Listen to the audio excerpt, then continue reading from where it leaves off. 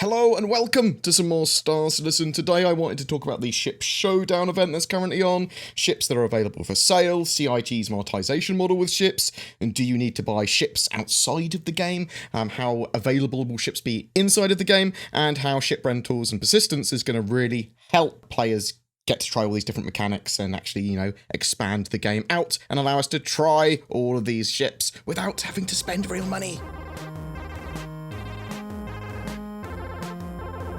The Ship Showdown event. So from now until the 10th of October, there is a community event pitting the top 16 flyable ships against each other. These top 16 ships were based on Star Citizen community postings of creations, screenshots, artwork, videos, and more with the hashtag Star Citizen Ship Showdown or SC Ship Showdown. Every day, there will be two ships facing off in a sort of popularity contest that backers can vote on the website. I'll link the first one, the Cutlass V, the 300i down below. The current Cutlass is currently on top, 5.7 thousand votes to 2,000 votes. So it's very likely the Cutlass will win. The Cutlass Black makes sense. It's a pretty popular ship. On the 10th of October, a champion will be crowned.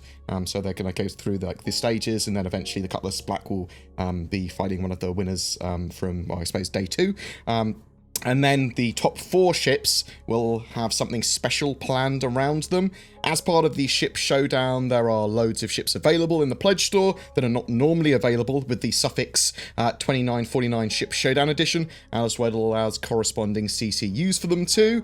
So you can upgrade your ships to most of these ships now. So what are the top 16 ships and what's available to purchase now? Well, there are a few 890 jump hulls that instantly sold out on day 1, but there should be a few available every day until the 10th of October. Ships that are on sale and available beyond the normal ones are the Dragonfly, the Miss Freelancer, the Vanguard Warden, the Retaliator Bomber, Caterpillar, Valkyrie, Reclaimer, 600i, and Hammerhead. The other ships that are part of the 16, but are typically always available, are the 300i, the Avenger Titan, the Constellation Aquila, Freelancer Max, and Gladius. So that's your top 16. I suspect that the top 4 ships, when they get down to that, will have some sort of like loadout variants made for them, like the Masters of Flight series a few years ago. The Avenger Renegade, Saber Comet, Hornet Wildfire, and Gladius Valiant. They had their own sort of like unique skins and loadouts. Maybe they will be available to free fly for a while, or maybe they will get added to the ship customization page on the RSI website, or have exclusive skins. I mean, it could be all of that. The 10th of October, which is Star Citizen's anniversary, sort of like its original announcement of, this is our game, Star Citizen, look at it with awe, and started its funding process. That seems like a good time to have a free flight, and a lot of stuff is happening on the 10th of October, it seems, with potentially 3.7 going live, and that new RSI Mantis, the Quantum Entanglement or Quantum Enforcement ship, going live as well in-game. Now, this is a marketing campaign for sure, and I do not advise that people purchase spaceships beyond a starter package unless you have loads of disposable income, have a great PC already, love a particular ship, and want to support the development more. You're not going to get a massive advantage, in my opinion, by purchasing these ships, at least in my opinion. So people can debate whether Star Citizen has pay-to-win elements. It does have pay-to-win elements. You can buy spaceships. That doesn't necessarily make the game trash or bad or anything, in my opinion, again. And I'm actually pretty cool with their sort of like monetization model. 3.7 brings ship rentals into the game, so you can rent a ship for up to 30 days at a time at a percentage of the ship's full cost.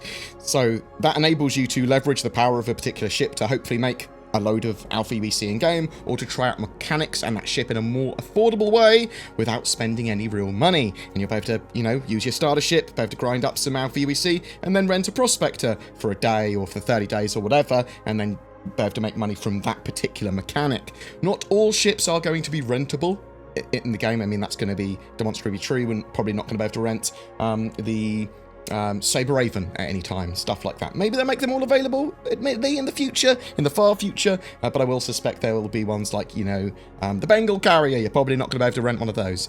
We don't know for sure what ones are going to be rentable of the flyable ships in 3.7 until we actually have the live build, but expect most flyable ships to be there, like 90% or so. Again, ships are purchasable in-game as well, but rentals are a lot more sensible currently, as we know that every 3 months or so there's a major patch reset and your Alpha UEC and Alpha UEC purchases are all reset. Obviously there's minor patches as well that do the same. The problem that many had with ship purchases were that some of those ships were basically unobtainable in a 3-month patch cycle at their price, like a Reclaimer or a Hammerhead. Obviously, if you're playing loads, it's fine. If you already had like a ship that allowed you, like a Caterpillar or something, that allowed you to leverage the power of going trading and stuff, then potentially could make money quite a lot easier than someone just in a starter ship. However, rentals really help overcome that. There is something quite exciting that was recently mentioned by CIG as well, and that was the ability for them to potentially have Alpha UEC and Alpha UEC purchases saved between patches and updates in the near future, giving you a form of progression from patch to patch. This obviously does not preclude them resetting the progress every so often when they need to, or when they change from Alpha UEC to actual UEC, but it does mean that we will be able to have actual progression and reasons to play and make more money in game and less reasons to buy ships outside of the game, at least for some people. CIG making most or all of their ships available in-game is an interesting talking point. Some say that they don't want to do that because it's going to seriously damage their monetization model, whereas I believe it might actually help it, though it's certainly a bit of a gamble for CIG, but they've sort of like waited long enough now, and they have to sort of start putting ships in-game that can now be fully purchased in-game, because the game's getting more fleshed out, and they need to start showing that they're doing what they say they're doing.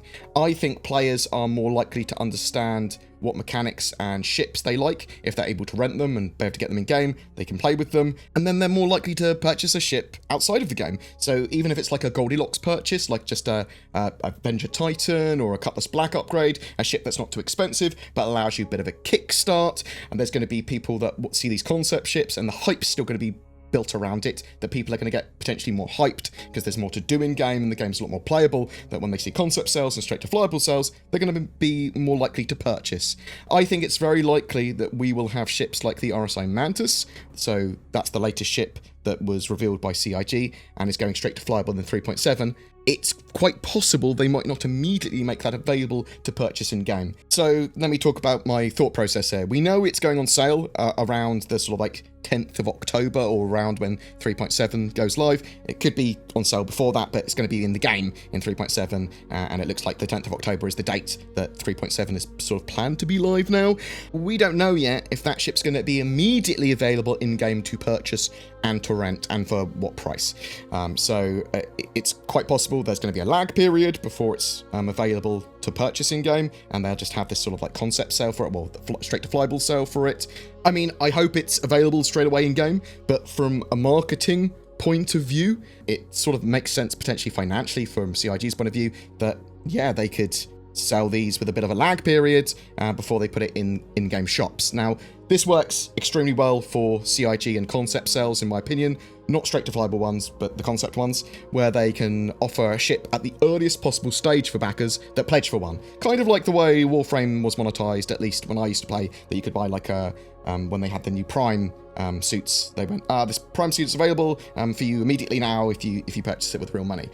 Just interested to know people's thoughts on that, because some people will be like, it's terribly anti-consumer. Other people will be like, well, that's kind of fine. Game's in alpha at the moment. But I mean, I think they could even potentially look at doing that in the future when the game is a bit more mainstream and fully persistent. So currently CIG seems to put on a concept or straight to flyable vehicle sale every 6 to 8 weeks, and this is where the majority of the game's continued funding comes from. They are getting ships out quicker than they are putting concept ships out, so that's a good thing. They're actually getting more and more into the game. There's less and less concepts that are yet to be done.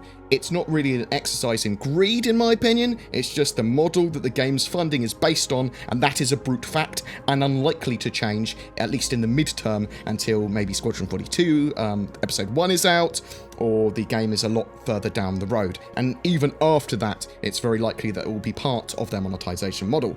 I would be interested to know what CIG's monetization plans are sort of roughly planned at now for the future. I mean, they obviously look at that sort of stuff and work things out as far away and as long down the road as they can. And I know it's going to be a bit dynamic and change and evolve based on what they believe is right and sensible, and as other sort of sales and things are received and how the game gets developed, it's going to affect that. Originally, they said when the game was finished, they didn't want to sell ships beyond starter packages, and the other monetization that the game would be based on would be sales of the in-game currency UEC. However, I think it's highly likely that they will continue to have concept sales and sell like exclusive flair and skins and merch and stuff like that.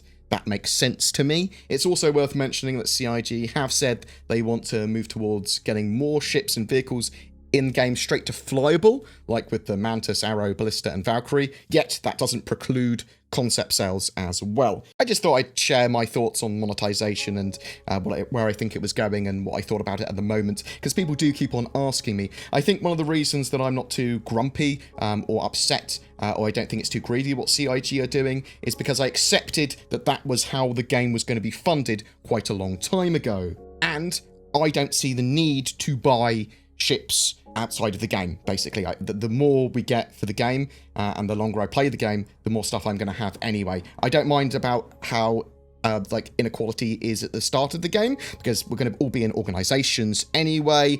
I'm actually quite excited about some of the gameplay, that inequality and sort of like organization fights and the Wild West that's going to form in the game because of that. And I'm not going to be angry at NPCs because they've got an interest and I haven't. I'll get in an organization or make an alliance with someone, or appropriately try and make my way in the verse and make my own story from it. Star Citizen isn't a game where it's going to be constant one-on-ones from day one in ships, like, oh, he's got an Anvil Hornet and I've only got my Mustang Alpha. However, feel free to disagree with me and change my mind. I'm totally fine. People saying, no, I hate this, or I think you're being too naive, or whatever.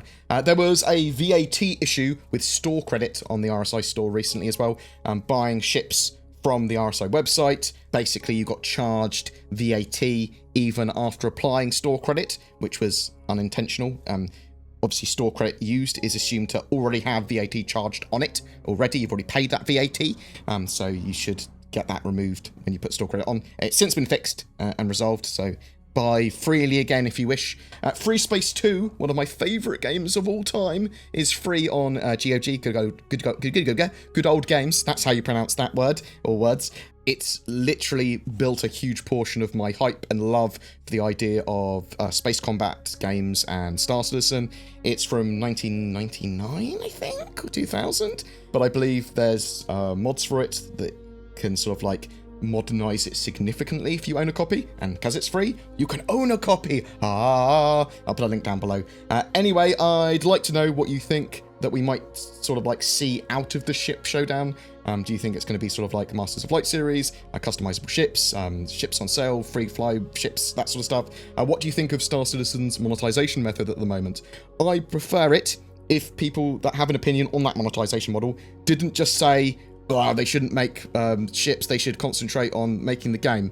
Because that's not mutually exclusive, and it's based on their funding model. And if they don't make ships, they're not going to have as many devs able to make the game. So if you do want to say that, could you then further elaborate with why you think they have enough money, or an alternative funding solution, or at least something that I can use to better understand your point of view? Some of the more controversial topics or polarizing topics, I would like people to share their points of view civilly and explain to me why they hold that point of view. There's no judgment beyond that. I just like to understand your point of view so I can, use it, counteract it, think about it, whatever, use it to change my perception. Do you think ship rentals and progression will actually lead to an increase in sales like I do, as more players play the game and as it gets a bit more mainstream? Or do you think it will mean that people don't buy ships at all? When new ships and vehicles come out, do you think they will be immediately purchasable in-game? Or do you think that they sort of like have a bit of a delay and sale for real cash money before they put it in-game? I'm really interested to know, for 3.7 Live, is the Mantis going to be available immediately in-game for in-game money and rentable in-game? It might be, it might not be. interested. Whatever your thoughts, I'd love to hear from you in the comments below. We've got an Anvil Carrot giveaway this month. Just make sure that you comment on any of my videos made during September to be in for a chance of winning that. This ship was donated by the organisation Ultra. More details of the giveaway and that organisation down below. I'm also shilling for Shadow. They provide a service so that you don't need to have your own gaming PC. You literally use the power of the internet to remote access one effectively, and then you can use your phone or trashier PC or whatever to connect to that, and then that can give you a great gaming experience. There's also NordVPN if you're looking for a VPN. I really love Nord. They're very, very inexpensive, and they give you a lot more power than a free VPN would when it comes to security and being anonymous. Use the code BoredGamer if you're interested in using any of those services. You'll get discounts. Also, just down below, there's links to help support the channel. If you want to be a Patreon, if you want to be a YouTube member, it all really helps. But sharing videos, feedback, all of that sort of jazz really helps me too. Thanks very much for the love, guys. You take care, and I'll see you in the verse.